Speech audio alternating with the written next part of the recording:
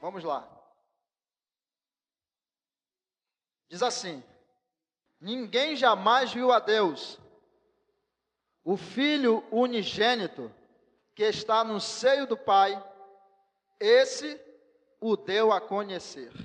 Até aí. Vamos abrir esse texto, que é um texto muito explicativo, né? É um texto que vai dizer que ninguém jamais viu a Deus. Ninguém nunca viu a Deus. Agora, a presença do Filho aqui na terra fez com que as pessoas conhecessem esse Pai ao qual elas nunca ou nem imaginavam existir. O detalhe, gente, é que em algum momento na história, Deus chamou o povo de Israel de filho, mas nunca um israelita chamou a Deus de pai. Aliás, nós já vimos aqui que para eles isso era uma blasfêmia. Foi exatamente o fato de Jesus dizer ser um filho de Deus que fez com que ele chegasse à morte. Um dos motivos. Eles se reuniram e disseram que por ele dizer ser filho de Deus, ele merecia a morte. Isso levou Jesus à morte, à cruz. O nosso Senhor, ele é uma figura paterna. Quando nós olhamos para Jesus, nós encontramos em Jesus uma figura paterna. Porque ele vai expressar aqui, perante os seus discípulos, perante as pessoas, exatamente aquilo que ele aprendeu com o pai dele. Nós vamos poder ver características em Jesus incríveis, coisas que o mundo não conhecia, era desconhecido ao mundo. Nós vamos poder perceber ações em Jesus que não se via em outra pessoa. Por isso que, para muita gente, foi um choque ter a presença de Jesus. Para muitas pessoas, foi um choque ter Jesus no seu rol, né, de membros ou no seu ciclo de amizade. Porque a característica de Jesus era totalmente diferente. E ele expressava exatamente as ações do Pai. Ele vai fazer declarações fortes, dizendo que ele só fala aquilo que o pai dele pede para ele falar, e ele só vai fazer aquilo que ele viu o pai dele fazendo. O texto diz: ninguém jamais viu a Deus. O Filho unigênito, que está no seio do Pai, esse o deu a conhecer. Venha comigo em Mateus 11, 27.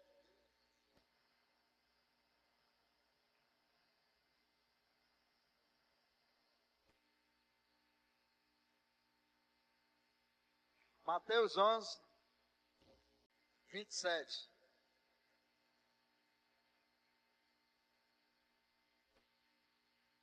Amém? Olha o que diz: tudo me foi entregue por meu Pai. Ninguém conhece plenamente o Filho, senão o Pai. E ninguém conhece plenamente o Pai, senão o Filho. E aquele a quem o Filho o quiser revelar. Perceba, o Filho está dizendo que o Pai deu algo importantíssimo para ele. Olha lá, tudo me foi entregue por meu Pai. O que seria esse tudo, gente? Nós podemos pensar que esse tudo de Deus que foi entregue para Jesus seria dinheiro na conta, porque muitas das vezes é isso que encontramos nos pais terrenos, uma correria para ter dinheiro na conta. E o tudo, muitas das vezes, dos pais terrenos é o dinheiro na conta. Muitas das vezes o pai corre e se mete em tanta tramóia na vida para ter dinheiro que esquece que a presença é mais importante. O que seria o tudo? Nós vamos ver alguns textos aqui. Vamos lá, João 3, 27. Coloque aí. Olha o que diz. João respondeu e disse: o homem não pode receber... Não, João 3, 27. Isso, está certo. O homem não pode receber coisa alguma se não lhe for dada do céu. Então o céu precisa dar. É exatamente isso que Jesus está dizendo. Que tudo foi dado para ele, pelo Pai. Vamos ver outro texto. João 6,37. Então foi o céu quem deu para Jesus. Todo o que o Pai me dá, virá a mim. Pensa nisso. Olha lá. Todo o que o Pai me dá, vem a mim. Deixa eu te fazer uma pergunta. Você veio para Jesus? Isso significa dizer que você não veio por conta própria ou porque um amigo foi que te empurrou, te trouxe para cá. Não. Você veio porque o Pai, o teu Pai, te deu para Jesus. E usou uma ferramenta que pode ter sido teu amigo, pode ter sido um vizinho, pode ter sido alguém, apenas para que se concretizasse aquilo que já tinha acontecido. Todo o que o Pai me dá, virá a mim. E o que vem a mim, de maneira nenhuma o lançarei fora. Isso é uma sentença, é uma verdade. Vamos ler outro texto que está em Mateus 6, 44.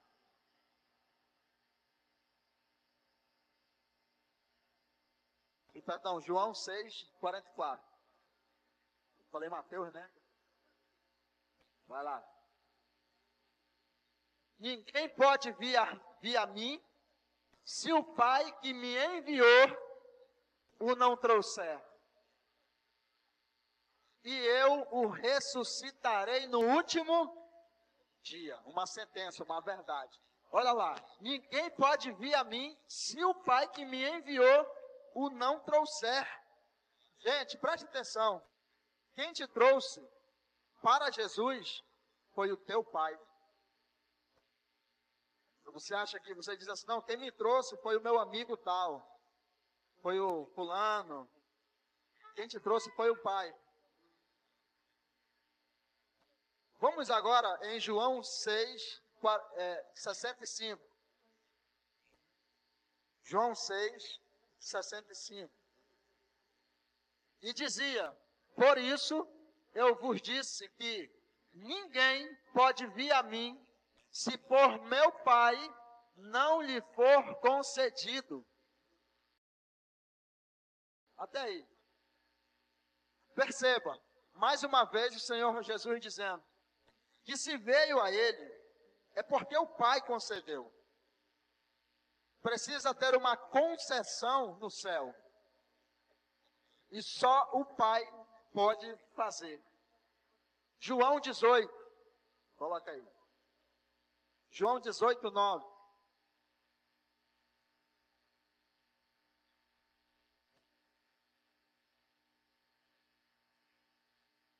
Olha isso.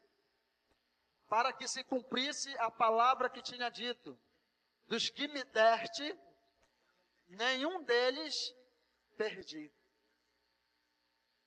Perceba, o Pai vos deu a Jesus. Vamos agora em João 8, 38.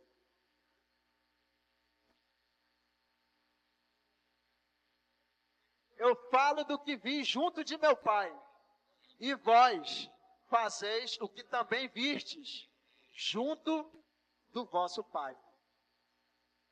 Presta atenção no detalhe. Jesus, ele vai enfatizar isso muitas vezes, porque ele quer nos dar a certeza de que nós temos um Pai, e que se nos achegamos a Ele, foi por um motivo. Qual? O Pai nos trouxe. O Pai nos deu para Ele.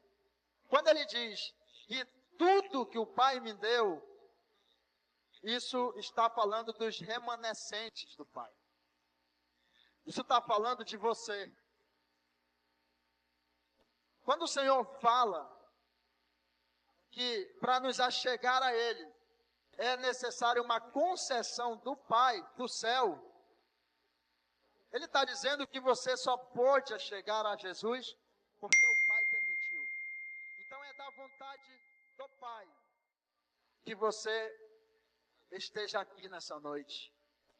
É da vontade do Pai.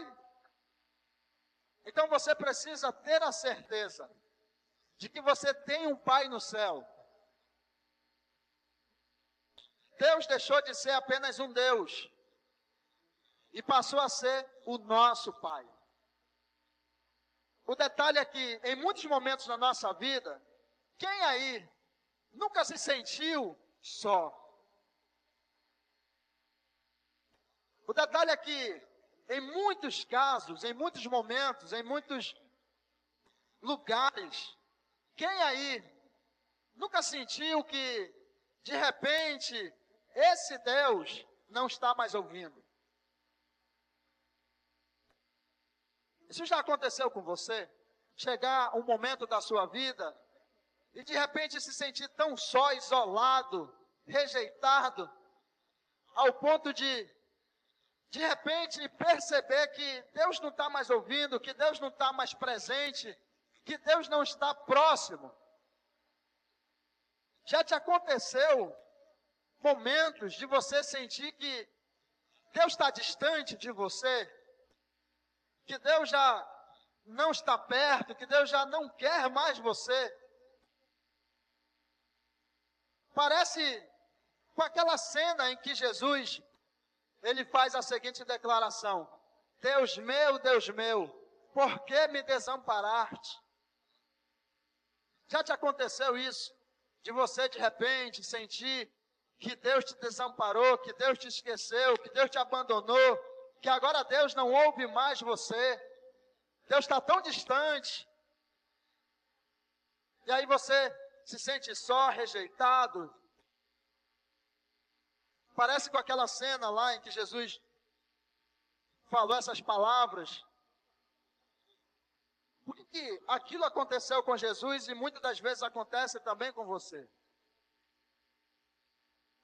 Porque naquele momento, Jesus, o Filho de Deus, ele está na cruz. E naquele momento, o teu pecado, o meu, o nosso pecado, está sobre Jesus. Aquele cálice que ele não queria beber a princípio, mas assim o fez, segundo a vontade do Pai. Esse cálice estava transbordando, é o cálice do pecado. Impossível passa de mim esse cálice. Está transbordando. E naquele momento na cruz, quando Deus olha para aquele homem que está no madeiro, ele vê um homem que está com o cálice do pecado. Um homem que vai receber a ira de Deus por conta desse pecado, que era seu, meu, nosso. E Deus tem um problema com isso, com o pecado. O que Deus está vendo é um homem que se faz pecador naquele momento. Por um motivo.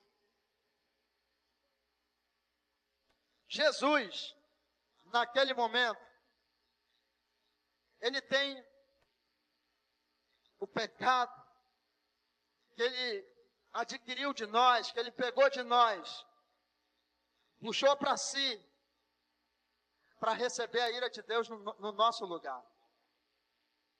E naquela ocasião, o que Deus está vendo é uma criatura. Porque quando o homem peca, lá no Éden, a partir dali, aquela criatura levantou um muro de inimizade. Então, passou a ter uma separação entre nós e o nosso Deus. E é exatamente essa a visão de Deus. Deus rejeita Jesus naquele momento, como ele rejeita qualquer criatura pecadora. Porque para a criatura existe uma rejeição. A criatura que se contaminou com o pecado.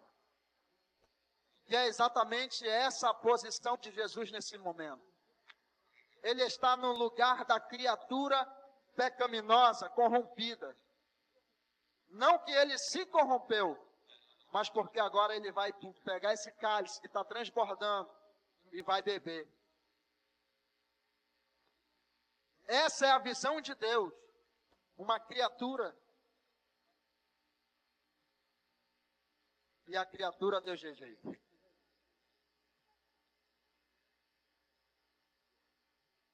É por isso que muitas das vezes você se sente rejeitado.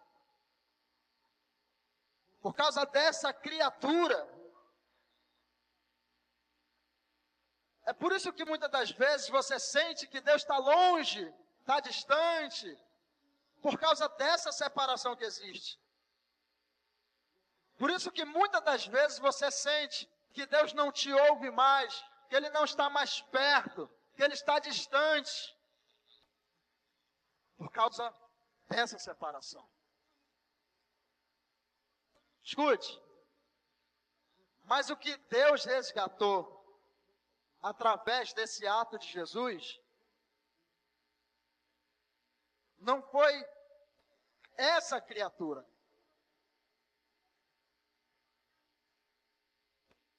Foi uma nova criatura. Essa nova criatura, ela não acontece nesse corpo pecaminoso. Essa nova criação não acontece nessa velha criação. Essa nova criação, essa nova criatura acontece dentro de cada um de nós, que é o nosso espírito. Por isso é um novo nascimento, e esse novo nascimento não se dá num corpo físico, mas se dá no espírito. Foi exatamente isso que Deus resgatou.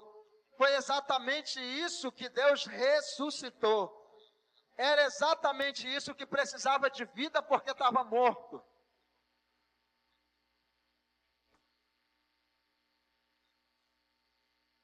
O Senhor, Ele declara: Deus meu, por que me desamparaste?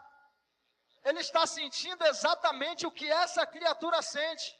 O que muitos de nós sentimos em algum momento. Ele está representando você.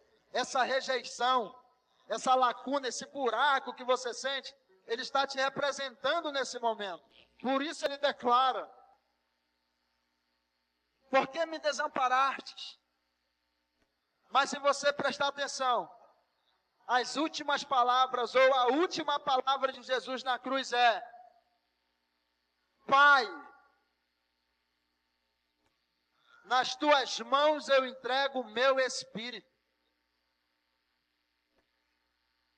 Pai, nas tuas mãos eu entrego o meu espírito. E o texto diz: e expirou e morreu. O que ele está nos revelando? Que Deus rejeita a criatura, mas um pai jamais vai rejeitar o seu filho. Porque em Salmos vai dizer que nesse momento Deus salta nas asas de um querubim e desce para ir buscar o seu menino.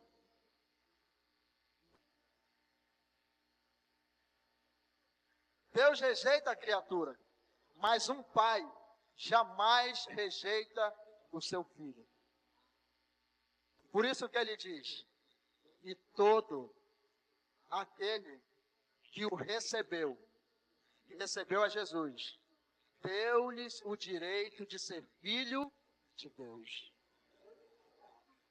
Porque nem todos vão crer, nem todos vão receber a Jesus, mas você que recebeu, se tornou filho de Deus. Um dia nós vamos morrer, esse corpo vai ser comido pelos bichos, nós vamos receber um novo corpo, que é um corpo glorificado. E o que salvou de tudo isso?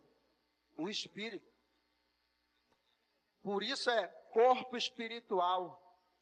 Tem olhos, tem boca, tem mão, tem tudo, é um corpo. É exatamente isso que Deus está salvando.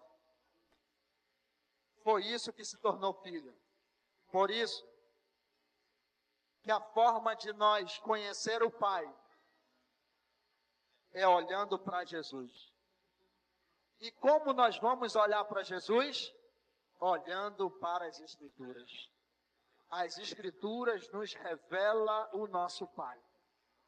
E na medida que nos relacionamos com esse Pai, através ou na pessoa de Jesus, todos os espaços que ainda tinha na nossa vida, na nossa alma, é preenchida pela presença de Jesus.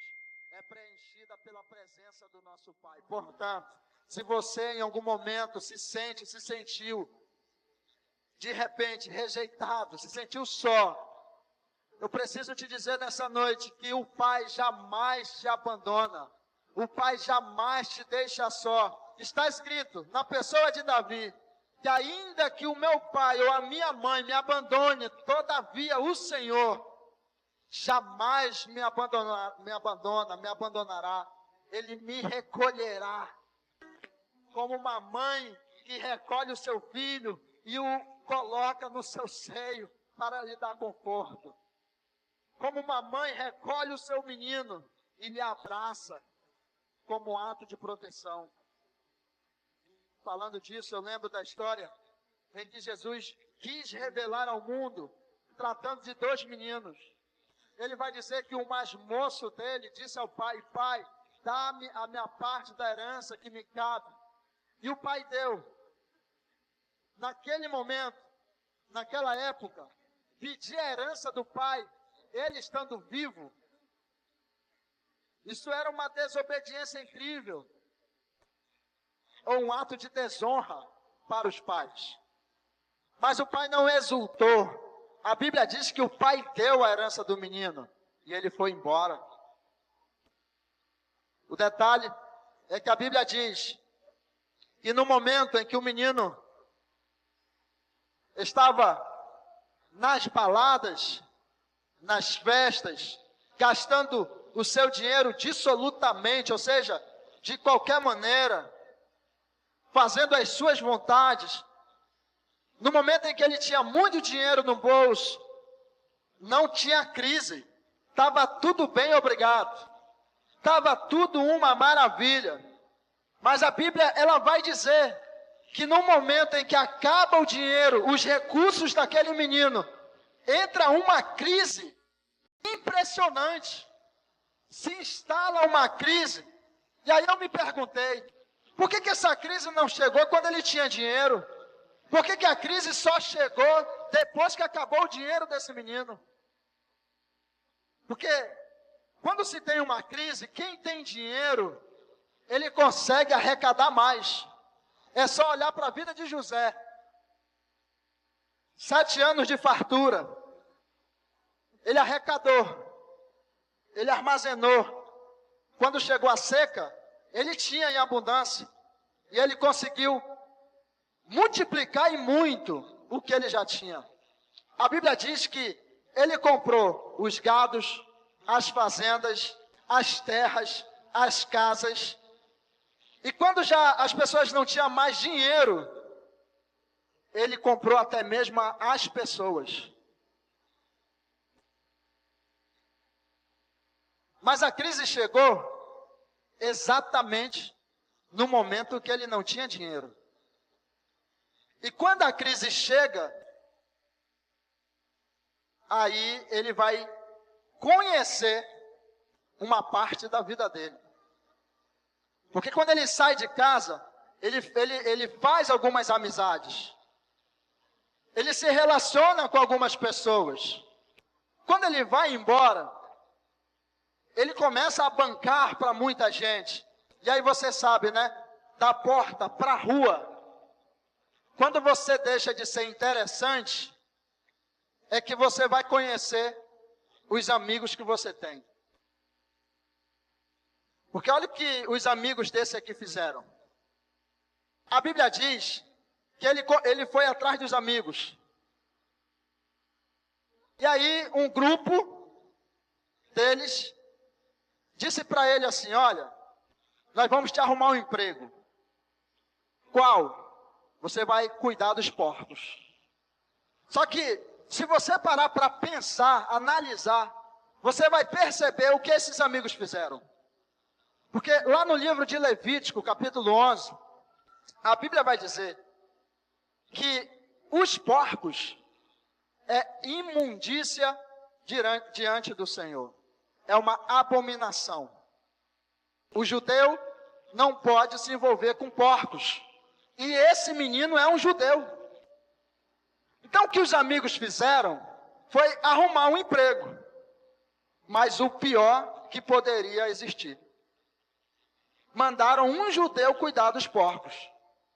E aí você vai entender o tipo de amizade que esse menino tinha. Porque no momento que a gente está cheio do dinheiro, dos recursos, das coisas, somos rodeados de grandes amigos. Mas o amigo, ele se revela na hora da crise. Da porta para a rua, nós encontramos muitos desses. Presta atenção. A Bíblia diz mais. Esse menino desejou comer as bolotas, alfarrobas, né? Dos porcos, que os porcos comiam. Mas nem isso ele podia comer. O que Jesus está revelando? Que os porcos, nesse momento, para aquelas pessoas, é mais importante do que esse menino.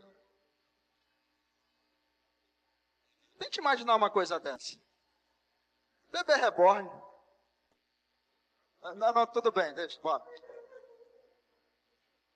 É mais importante do que essa pessoa.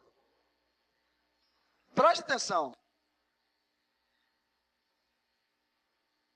Até que ele caia em si. E quando ele cai em si, a Bíblia diz que ele deseja voltar para a casa do pai.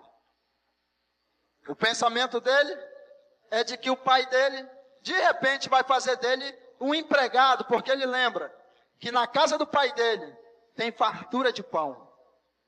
Os empregados comem bem. Então, se ele se torna um empregado, já é o suficiente para ele. E ele precisa voltar. Só que para voltar ele vai ter que fazer o mesmo trajeto. Quem viu ele indo embora, vai ter que ver ele voltando. E isso é um problema para muita gente. Porque as mesmas pessoas que viram ele lá na balada, gastando dinheiro, bancando as festas, na roda com os amigos, fazendo de tudo, vai ter que ver ele voltando agora, sem nada. Presta atenção. Sabe o que a Bíblia diz? Que o pai que estava esperando o menino o viu. E quando o pai viu esse menino, o pai correu.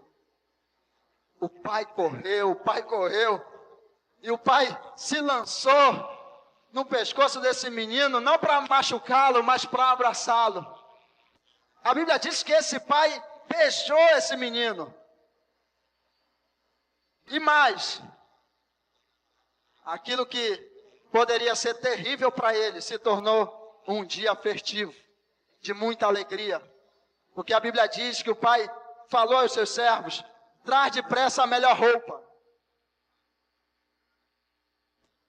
Não existe uma melhor roupa, não existe um melhor revertimento, senão o revertimento de Cristo. Trazer a melhor roupa aqui é Cristo nos revestindo. Ele pensava que ele ia trabalhar para o pai, como um escravo da lei. Mas o que ele encontrou foi a graça abundante desse pai. Foi a generosidade se manifestando diante dele, contrariando aquilo que ele imaginava do pai, contrariando até mesmo o irmão dele que vivia com o pai, contrariando todo mundo. Porque até hoje, esse pai que nós temos, ele é capaz de contrariar os pensamentos humanos. Porque até hoje esse pai, a abundância, a graça abundante, o amor infinito desse pai, é capaz de contrariar aquilo que o mundo imagina. Foi exatamente isso que Jesus fez. Com a expressão de Jesus, as suas ações, os seus atos, as suas palavras, contrariou os judeus, contrariou o mundo. Porque nunca se viu um pai como esse. Porque nunca se imaginou que um pai devia ser assim. Quando aquele menino pensou que o pai ia abandonar ele, o pai mostrou o que é ser pai. E o que o pai está revelando para mim e para você é que o pai jamais vai te abandonar. O que Jesus está revelando para mim e para você é que sempre existirá uma nova chance e o Pai sempre estará de braços abertos para nos receber. O pai correu e o pai abraçou esse menino, o pai chorou com ele, o pai o beijou.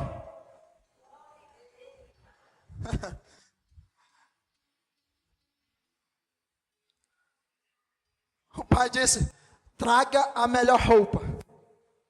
E mais, traga o anel. Anel significa selo, aliança. O selo do Espírito Santo. Vamos selar esse menino. Escute. Vamos fazer mais, disse o pai. Vamos matar o melhor novilho. Vamos matar o melhor novilho. Esse novilho aqui, sendo morto, é Jesus. Porque agora que ele está revertido, ele vai sentar à mesa para se alimentar de Jesus, na mesa com o Pai. O que eu estou querendo te dizer nessa noite, finalizando essa série aqui, não tem como um filho de Deus ficar fora da mesa.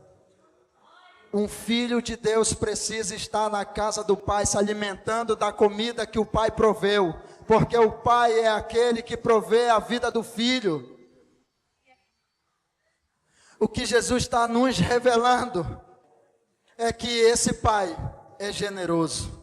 E a palavra pródigo, no artigo 2, significa generoso. Portanto, não deveria ser o filho pródigo, mas o pai generoso. O que Jesus revela é o meu Pai, é o seu Pai, é o nosso Pai. Bendito o Deus e Pai do nosso Senhor Jesus Cristo.